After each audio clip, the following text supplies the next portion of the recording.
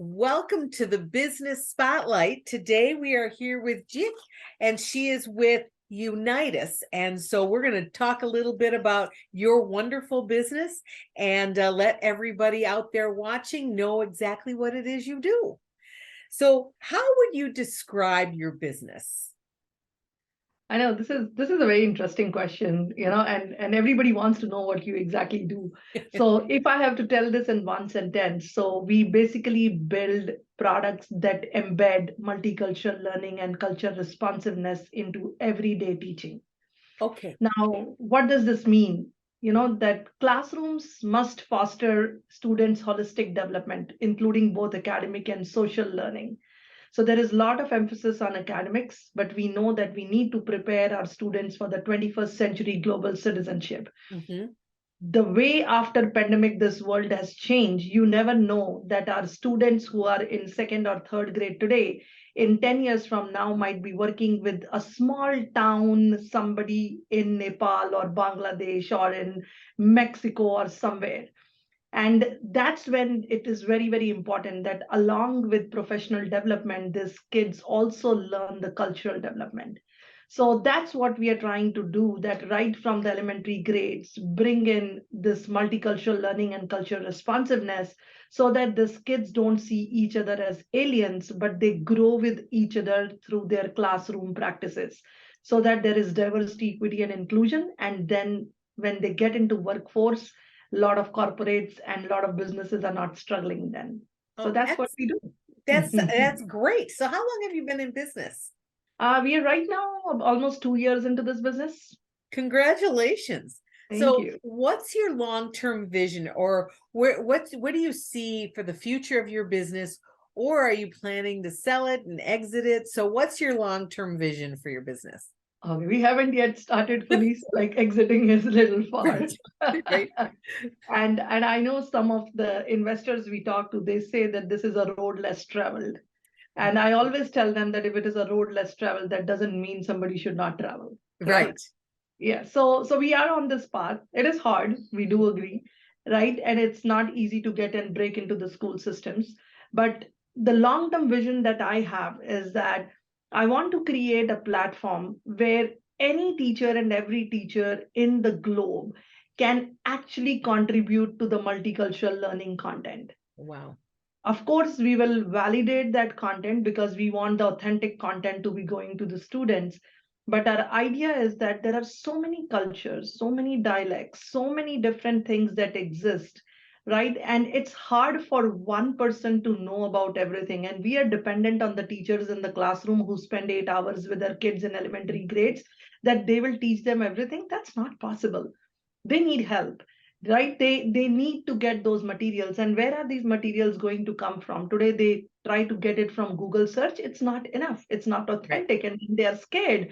And then the public and the board, they come after the teachers, and many teachers have lost their jobs doing this. So we want it to be more open and sharing so that the teachers can get to teach to the students by getting the authentic content. So that's my vision. And nobody thought of it when LinkedIn Learning did this. I Today, love the fact that you have a worldwide vision. That's really, really exciting when you talk about it. I can see the passion in your voice, and I'm pretty excited for you too. So, yeah. who exactly is your target market? So our target market right now are the elementary schools. So whether they are public schools or private schools or charter schools. And we are also trying to target the libraries. So because we are building the content, which includes the multicultural learning stories, it includes, which is embedded into English language arts as a subject, and it includes presentations, activities, and assessments. So that's where we want to go to the elementary curriculum directors and make sure that they're embedding this into the classroom practices. Okay. So for every one yes that we get, believe me, we get 20 no's. So Oh, that's for the sure. ratio.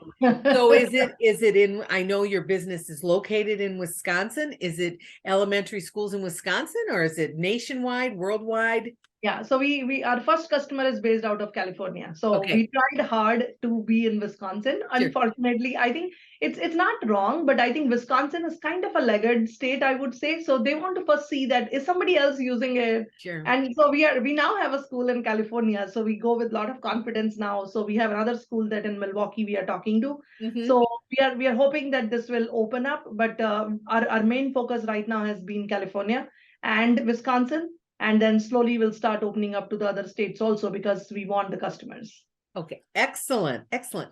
So, you've only been open for 2 years. It sounds like you opened in almost right in the middle of the pandemic, Yes. right? Right. So what was your biggest learning from that period of time, and how has your thinking changed in your approach to business?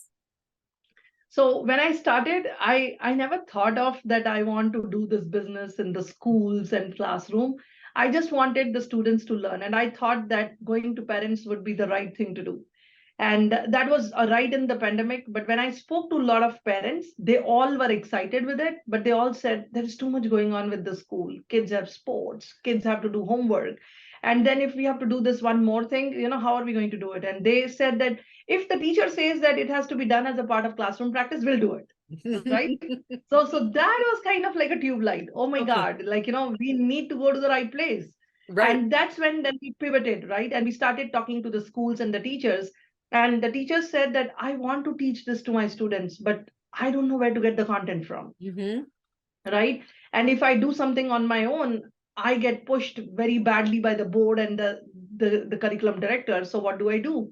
So that's when it all started. And then I hired a few people who are from the education background, and they started building the content, they started building the stories. In fact, when we were building the stories for Nigeria, we didn't have an expertise, and my educator was like, I need to talk to somebody in Nigeria, and we hired actually a teacher in Nigeria who built the content for us for the Nigeria.